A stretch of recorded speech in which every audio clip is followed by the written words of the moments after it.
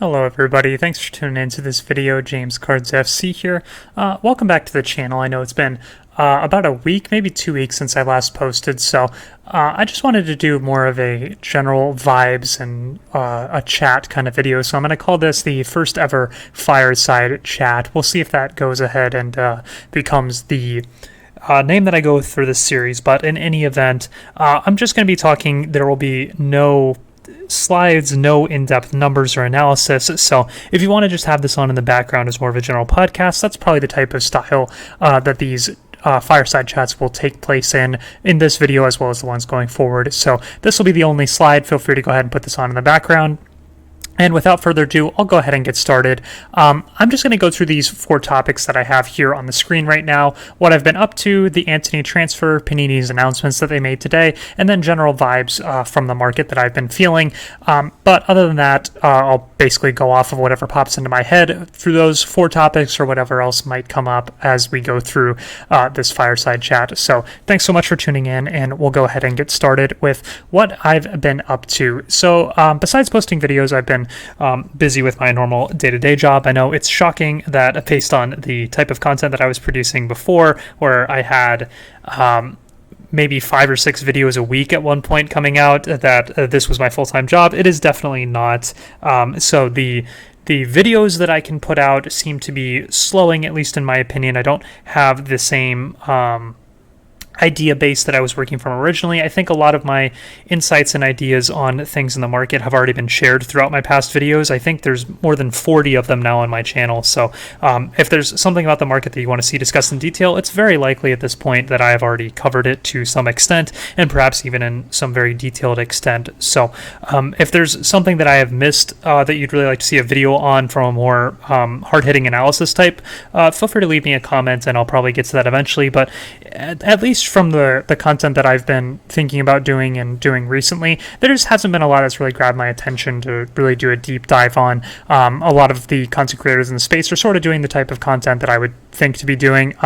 United States men's national team soccer cards actually put out a video exactly on a topic that I was preparing to do, which is how many numbered cards are out there for these ultramodern players. So I was going to do a video on that. He beat me to the punch. So go ahead and check out his video on it and learn from the lessons that he takes from that. So yeah, just sort of in a rut, I guess, in terms of hard-hitting, detailed analysis sort of videos. But as we go through these next few weeks, I'll probably get inspired by something that comes up. But at least in the meantime, I think the catalog of content that I have currently up can suit pretty much any of the needs that you might be looking for at this time. So sort of in a break as I'm trying to figure out what sort of videos I want to be putting out in the future. I know I want to be doing more of the long form talks, like the content creator chat that I did with Soccer Card Corner. I think that sort of content works really well because at least when I'm viewing soccer card content, I like to have it on in the background and while I'm doing other things, so I can sort of absorb it as I'm doing my thing in the market, buying, selling,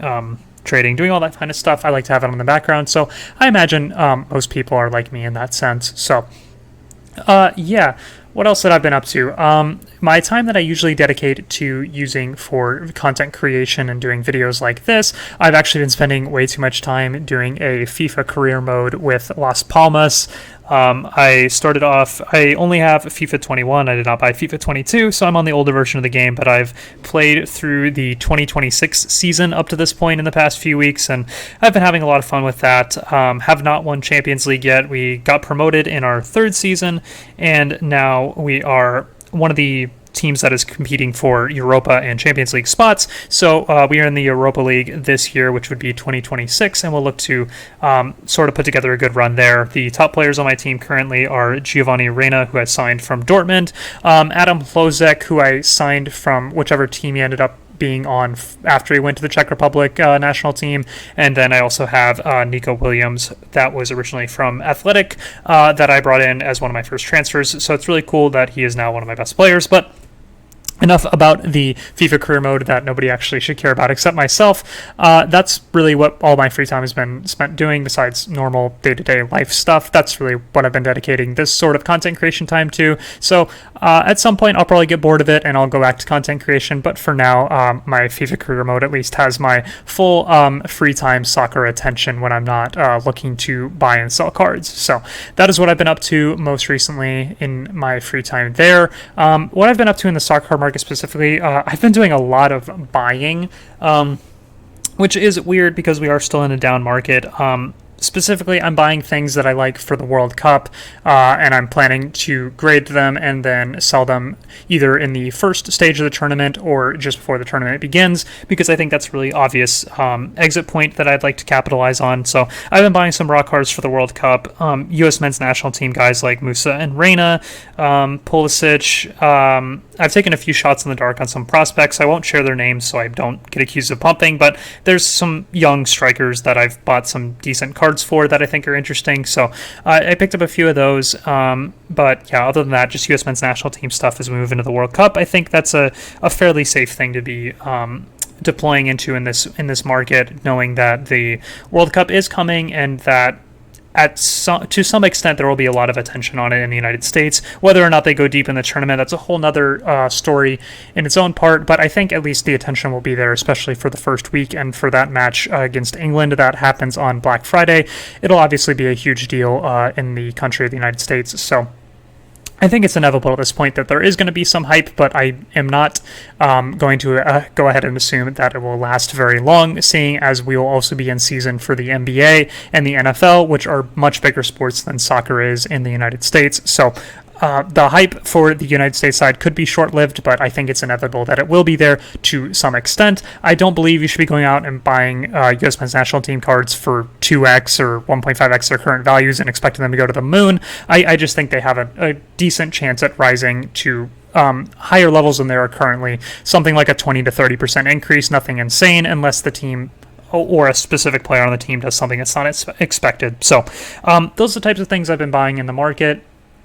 Moving on to talk about the Antony transfer here.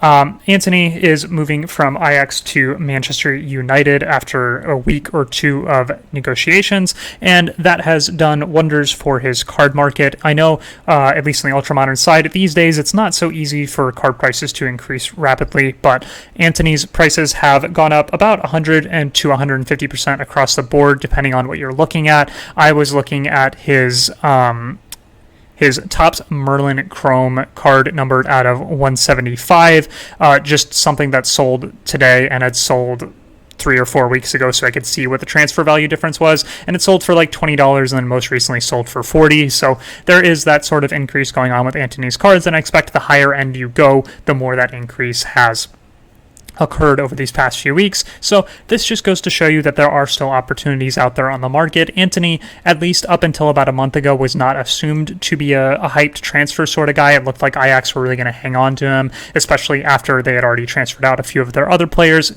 Antony seemed like a guy they wanted to keep, but Manchester United came calling and made a ridiculous offer, so they had to accept it. Antony wanted his way out, so they gave him his way out, and they took in a bunch of money to do it.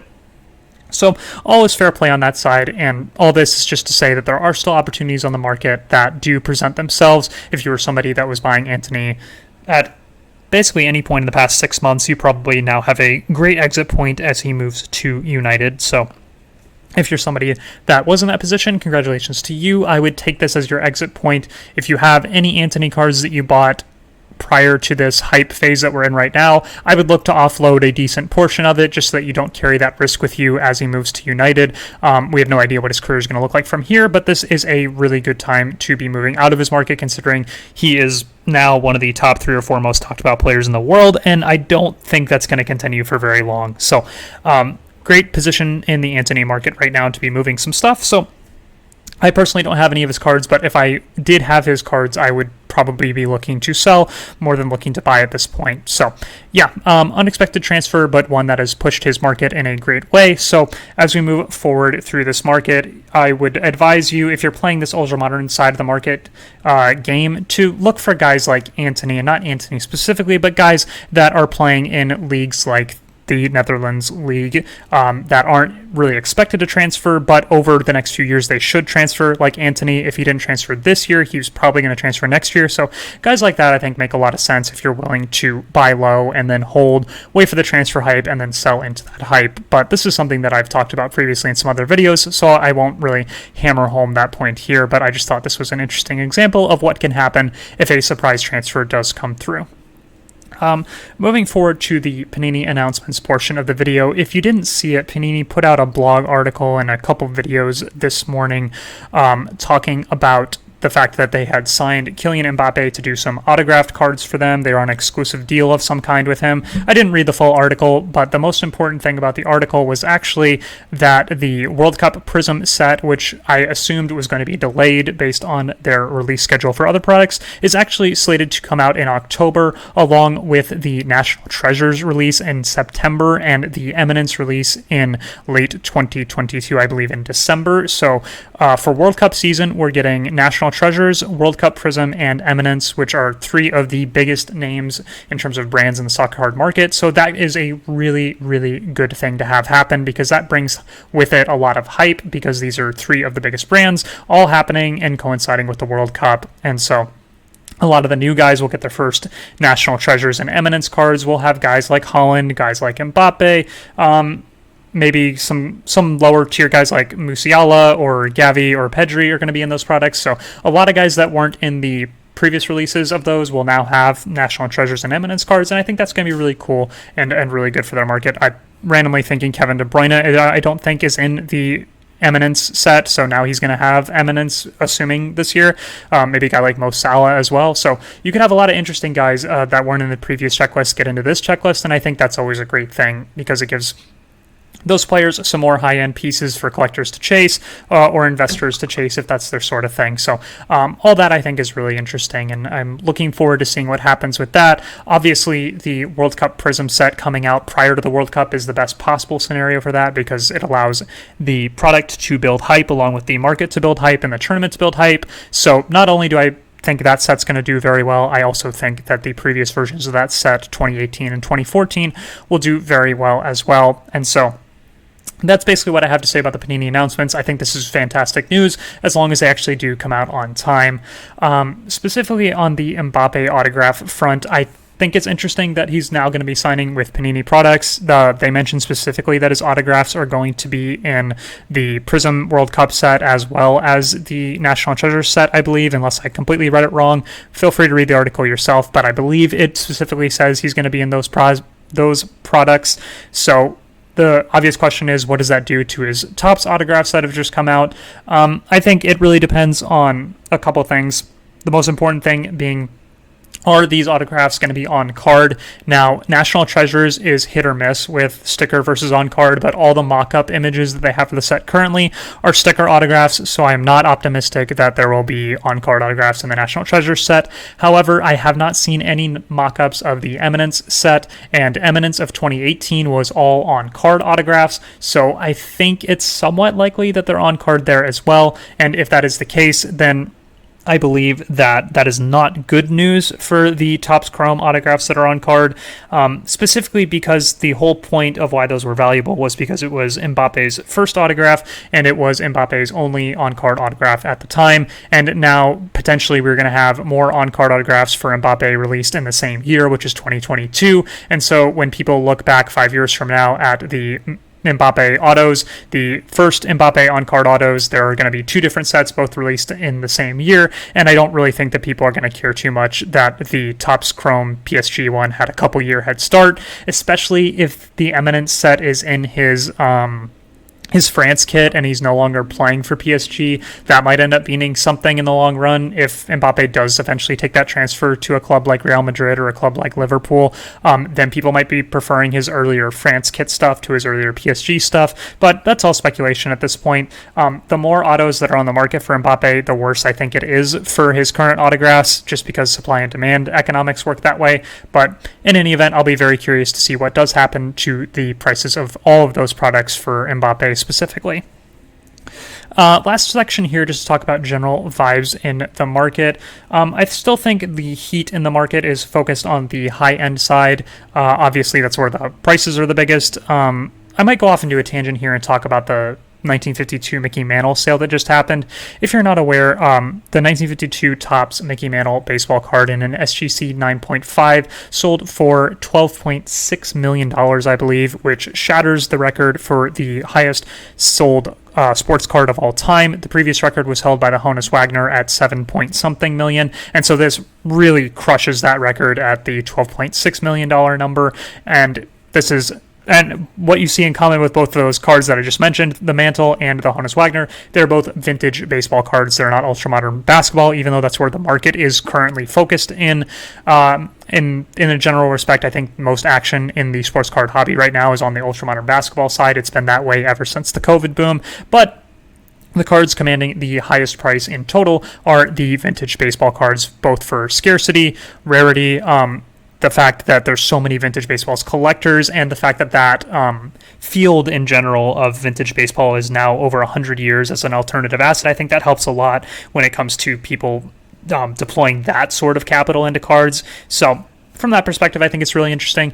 Does this affect the day-to-day of our market? No, not at all. I actually posted on Instagram yesterday, at least of time of recording, that the Mbappe Gold Prism from 2018 that is numbered out of 10 in PSA 10 sold in that same auction as the Mantle for around $200,000 when it had sold 2 years ago for $120,000. So that card is up almost 2x, while at that same time period, his Silver Prism in PSA 10 is down 80%. So these are two completely different markets. The super high-end buyer is not affecting the normal, everyday card flipper, card collector, card investor, those of us that don't have millions of dollars. What happens at that high end of the market really does not affect what's going on at this lower end. So don't stress too much about it. You don't need to go out and buy a Mantle or something like that just because there was this massive sale. In fact, I think that's probably a fool's errand at this point. But in any event, I don't think those sales connect to our current day-to-day market, so I wouldn't stress about them too much. Talking again about soccer, I think I was talking about the sets that are most in demand right now, and it's the high-end stuff. Flawless, Eminence, National Treasures, that sort of stuff is the type of stuff that I see getting flexed about on Instagram, and that's sort of where the market is on Instagram, where people show off their collections and stuff, which is cool, but a lot of people are focusing on those sets for Ultramodern right now. Pre-Modern is still relatively cold. We haven't had a higher grade Messi B71 Biz sale in a few weeks to maybe a few months at this point, so not sure where the market is on those in like the PSA 8 to PSA 9 range. I'd be interested to see what happens there, but definitely a lot of heat on those super popular ultra-modern sets. Especially over the past few weeks, 2017 Topps Chrome has been getting a lot of attention for a few different factors. One would be that the golden sale of the Messi Red PSA 10 autograph, which is, I believe, numbered out of 5 or numbered out of 10, sold for 80 grand, which is a very big number, obviously. And so people are now talking, and they have Topps Chrome 2017 on the front of their mind. So in addition, you have somebody that's been breaking like a case a night or 3 cases a night trying to find the Mbappe Superfractor from that same set. So there's just a lot of attention on that set right now. So I get it to an extent. The Topps Chrome brand for UEFA Champions League begins with 2017, so it makes sense that if Fanatics continues that brand forward, the first iteration of that brand does receive a premium because that was the first one, and a lot of the players like Messi, Ronaldo, Iniesta, Buffon, I could go down a list of 10 or 12 different legends that are in that set, all have their first Topps Chrome UEFA Champions League card in that set, so that's something people are speculating could have value in it long term. Now, a lot of money is being poured into the golds, the reds, and those super low number parallels of the set. Not sure how that sort of stuff is going to go long term. I think gold right now is very, very hot. It may be hot in the future. Parallels like red, just be due to the rarity, are probably going to be very hot. I'm just not sure how this whole parallel game is going to play out in terms of that versus what we see in the baseball market, where it's vintage base cards that are just in really high grade that are rare and scarce. So I don't know how things like the Messi red auto is going to compare to his 71 Biz in a high grade, but it'll definitely be something to monitor. I personally prefer the pre-modern stuff, but I know that there are a lot of people that love the ultra modern stuff, and I'm not going to go against saying that you should buy ultra modern. I just think that I personally prefer the pre-modern, but I definitely understand that ultra modern has its place, has its really high-end collectors, and has the people that want to participate in those products. So both of them can coexist at the same time. It'll just be interesting to see how those two markets play out with each other. But yeah, 2017 Topps Chrome definitely has a lot of attention right now. If you want to get in on 2017 Topps Chrome, I don't think now is the best time. We usually go through phases. A few weeks ago, it was all talk about Flawless, Eminence, and National Treasures, and now the talk has shifted more towards Topps Chrome. So wait for the topic to shift to something else completely, and then make your play on Topps Chrome if that's still something you're interested in. A lot of FOMO starts to happen when different sets get hot. This happens with Flawless. This happened with Panini Trouble early in the year. Every few months, the hobby will laser focus on a certain set, and that set right now is 2017 Topps Chrome. So if that's a set that you're not in currently and you want to get positions in, I would wait until this current FOMO period is over and then enter at a later date.